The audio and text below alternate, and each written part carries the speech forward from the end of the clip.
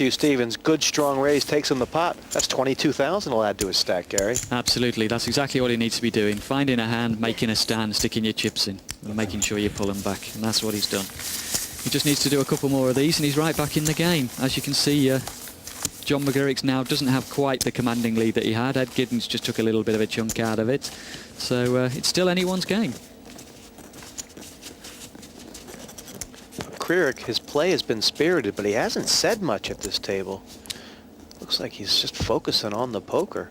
Absolutely. I thought there'd be a little bit more table talk from him. He's definitely looking a bit more concentrated and focused, and I think that shows that he's actually a more shrewd poker player than a lot of people have given him credit for. If he was as bad as he says he was, he'd have probably been chatting a lot more because he wouldn't care. But it obviously means something to him, this, and yeah, he really wants to win it. He's on the cusp of being stuck in a seat with a $150,000 first prize. And that'll get anybody's blood going. Suited connectors there, Gary. And McCreary's just called. Yeah, it's a strange play for someone with all those chips. I'd have thought he'd have wanted to put a bit of pressure on them. If you're going to play the pot, come in for a raise. Always ask them whether they've got a hand or not. That's what the best thing is at this stage. That's 75. Asking the question, and Giddens 10, 20, has come in from the small blind. Oh, it looks like he's asking for a chip countdown on Matthew Stevens. Giddens with the King 7 has every right to think he's the best. He wants to know if Matthew Stevens is committed to this pot. Plus the 15. Plus the 15. Okay, pass. Cheers. Blind that, wasn't it? Good God.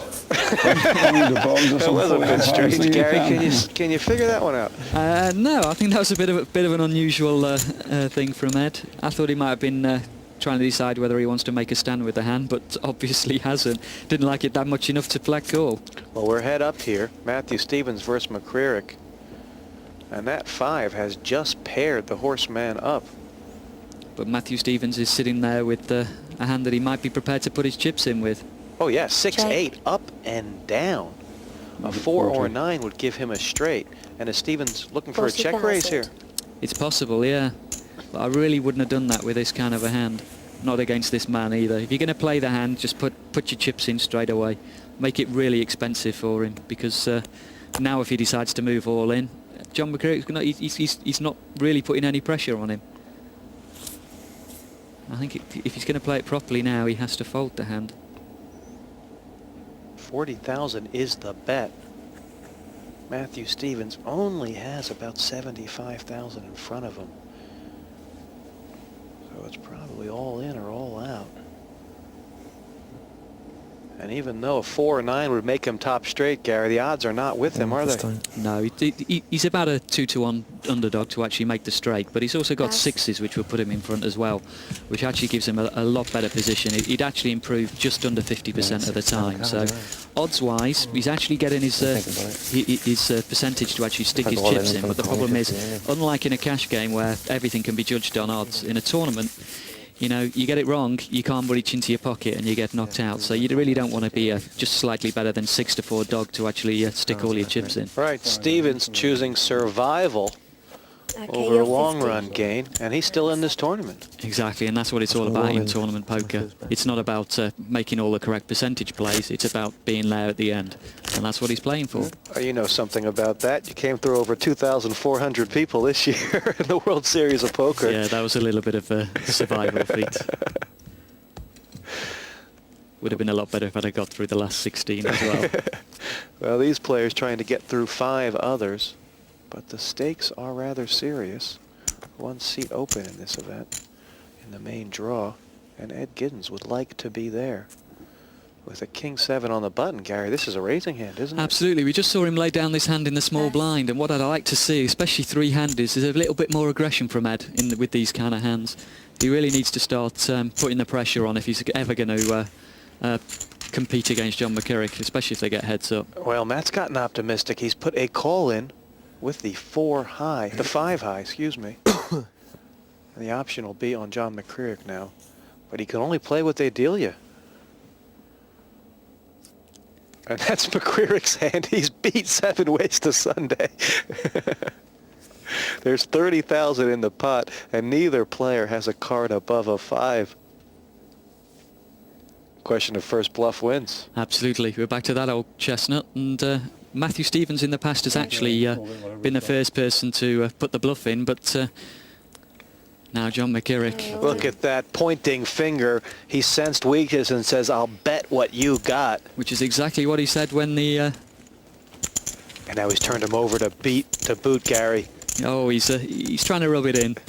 He's trying to make sure he realises that I can bluff you every now and then. As it happens, it probably would have been a split pot anyway with those two hands, but he doesn't realise just how small of a hand he's bluffed out at this pot. So when players do that, show the hands the other players after they're bluffing, is that going to put Matt off his game, you think, a little? I don't think Matthew Stevens is going to be too upset about that. Not with the hand that he actually had, but in a much bigger pot, that could definitely be the case, where you're actually trying to unsettle your opponent. But every time you're doing this, you're also giving a bit of information. Information. That's the word I was looking for. Thank you, Jesse. To your opponent, you know, you might pick up on the fact that every time when John McKirrick's been playing so far and he's tried to make a bluff against Matthew Stevens, he's pointed at him and said, I'll put you all in. These are all pieces of information that Matthew Stevens could be picking up on here. So McKirrick with a possible tell, but it's Matthew Stevens on the button right now. Pass. That was McKirrick, Jack-9 suited. Call. Stevens is outside. And those cards start to look very attractive when there's only 3 players in the pot. Absolutely, especially when you're playing against someone who's playing as tight as Ed obviously is. I think I'd be coming in with a raise with the Jack-9. Giddens getting a free flop with the 8 high. Flop to come. 30,000 in this pot. And that is a lovely flop for John McKirrick. 4 diamonds is a flush draw, but Giddens has got second pair. Absolutely, but I think John McKirrick might actually put enough heat on him with this strong hand to make it all difficult in. for Ed to actually call. All in, said McKirrick. Okay, Pass. said Ed Giddens. No, he folded. You Yeah. called it, Gary. Yeah, I think that's basically what it is. John McKirrick's basically playing power poker now. And as it happens, you probably don't want to be in there if you're Ed Gibbons in this pot, because not only has he got the diamonds, he can also hit his 9 or Jack here. So we're talking about a lot of outs. And actually, strangely enough, even though he's got the worst hand, you'd actually have to make John McKirrick the favourite if he decides to put his chips in. So McKirrick taking that pot down without a struggle, saying if you want to play, we'll go all the way. 18, 20. And that's very tough poker to fight against, Gary. Absolutely, there's not a lot you can do when the man's asking you the question all the time. You just got to basically pick a hand and make a stand.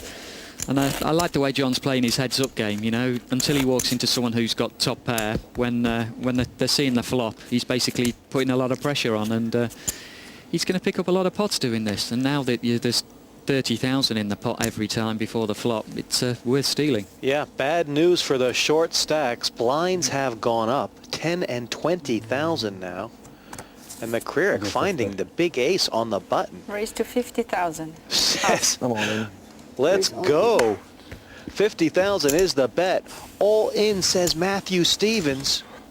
And we are going to have a showdown and 5 more cards. 9, 10 of spades for Stevens. Not terrible. No, he's basically reached that situation now when he's caught in the big blind with very little chips, and he's just got to make a stand. I actually think he's done the right thing to actually pick this time to put his chips in, but He's not going to like. He's not going to like what he's up cards. to. No, he's basically walked into the hand that he doesn't want to see, which is someone with one of his cards and a higher kicker.